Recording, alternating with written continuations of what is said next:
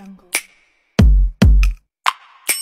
Halo semua, kenalin nih kita dari Badan Pengembangan dan Pengabdian Masyarakat ILMPI Wilayah 1. Di sini kami akan menjelaskan materi nih tentang analisis sosial. Nah, penasaran gak sih sama materinya? Cus, simak materinya! Definisi analisis sosial. Analisis sosial merupakan usaha untuk menganalisis suatu keadaan atau masalah secara objektif. Tujuan analisis sosial itu sendiri secara lebih khususnya. Nah, ini dibagi menjadi 5 bagian. Tujuan khusus yang pertama yaitu kita jadi mempunyai pemahaman dan keterampilan baru mengenai analisis sosial itu sendiri. Nah, yang kedua, dengan kita memahami analisis sosial itu sendiri, kita jadi mampu membedakan antara informasi, ilusi, asumsi, data, dan fakta mengenai analisis sosial itu sendiri. Ketiga, kita jadi mempunyai kesadaran baru dalam menganalisis sosial. Yang keempat, menjadi media refleksi bagi para peserta tentang agenda perubahan yang dikerjakan.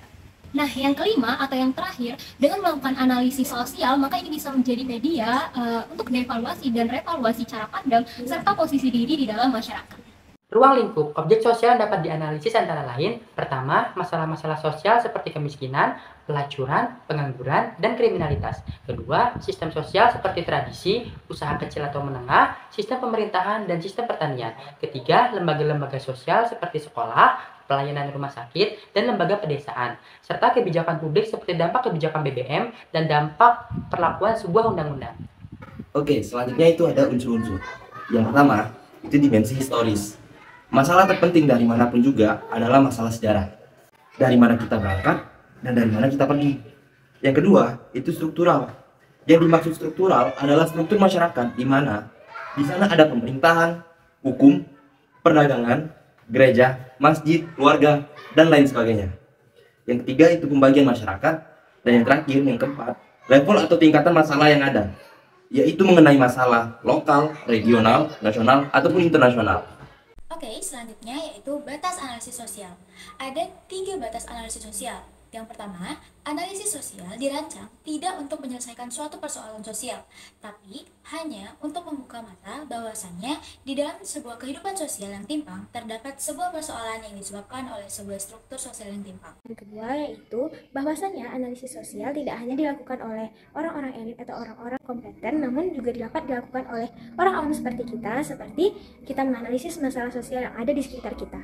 Selanjutnya mengenai teori sosial yang merupakan refleksi dari sebuah pandangan dunia tertentu yang berakar pada positivisme. Menurut Anthony Giddens, secara filosofis terdapat 2 macam analisis sosial.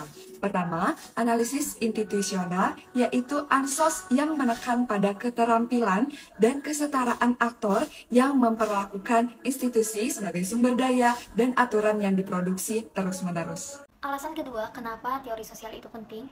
Karena adanya analisis perilaku strategis, di mana di dalamnya itu terdapat analisis sosial atau ansos yang memberikan penekanan pada institusi sebagai sesuatu yang harus diproduksi secara sosial. Bagaimana kita cara melakukan langkah-langkah analisis sosial? Yang pertama adalah memilih dan menentukan objek analisis. Jadi sebelum kita melakukan langkah-langkah itu, kita harus menentukan dulu yang mana yang kira-kira cocok dan bisa untuk dilakukan analisisnya. Dan kemudian sesudah itu kita harus mengumpulkan data atau informasi penunjangnya yang terkait yang mana yang akan kita analisis. Selanjutnya, yang ketiga, kita bisa melakukan identifikasi dan analisis masalah. Kemudian kita bisa mengembangkan persepsi dan juga kita bisa menarik kesimpulan. Nah, yang ketiga tadi kan identifikasi dan analisis masalah. Setelah kita mengumpulkan berbagai informasi penunjang, maka kita harus mengidentifikasi terlebih dahulu dan menganalisis masalah-masalah yang terjadi di lingkungan sosial kita. Nah, selanjutnya setelah kita identifikasi dan analisis, kita selanjutnya adalah melakukan pengembangan persepsi, di mana kita harus melihat berbagai permasalahan dari berbagai sisi. Nah, setelah kita melihat permasalahan dari berbagai sisi, langkah selanjutnya adalah kita menarik kesimpulan apa sih masalah sosial yang sebenarnya terjadi pada masyarakat. Nah, mungkin sekian langkah-langkah analisis sosial yang dapat dilakukan untuk melihat lingkungan sosial di sekitar kita. Masalah sosial di Indonesia, ada banyak sekali kasus yang bisa diangkat dan dilakukan analisis. Salah satu contoh analisis sosial adalah kemiskinan, yang sekarang pun sudah menjadi rahasia umum, bahkan sampai sekarang pun belum kunjung kelar. Akibat dari kemiskinan, banyak sekali dampak yang ditimbulkan. Misalnya, tingkat stres pada masyarakat karena terlilit masalah ekonomi, juga memicu tindakan kriminalitas seperti pembunuhan yang sering sekali kita lihat di berita.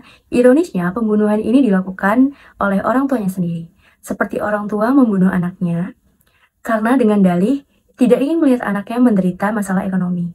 Juga yang sering kita dengar di berita yaitu orang tua menitipkan anaknya di panti asuhan dengan dalih yang sama karena tidak ingin melihat anaknya mengalami kendala dan masalah sosial. Dari perspektif lain, masyarakat miskin disebabkan karena oknum-oknum yang korupsi untuk memperkaya diri dan kepentingan dirinya sendiri. Contoh analisis sosial berikutnya yaitu sebagaimana yang kita ketahui dan banyak jadi perbincangan dalam masyarakat saat ini, yaitu adanya kontroversi dalam pesantren Al-Zaitun. Nah, di sini masyarakat merupakan pelaku atau pelaksana analisis sosial sebagaimana yang sudah dijelaskan sebelumnya. Maka kesimpulannya adalah analisis sosial merupakan usaha untuk menganalisis suatu keadaan atau masalah sosial secara objektif. Analisis sosial akan mempelajari struktur sosial, mendalami fenomena-fenomena sosial, kaitan-kaitan aspek politik, ekonomi, budaya, dan juga agama. Sehingga akan diketahui sejauh mana terjadi perubahan sosial dan dampak yang muncul akibat masalah sosial.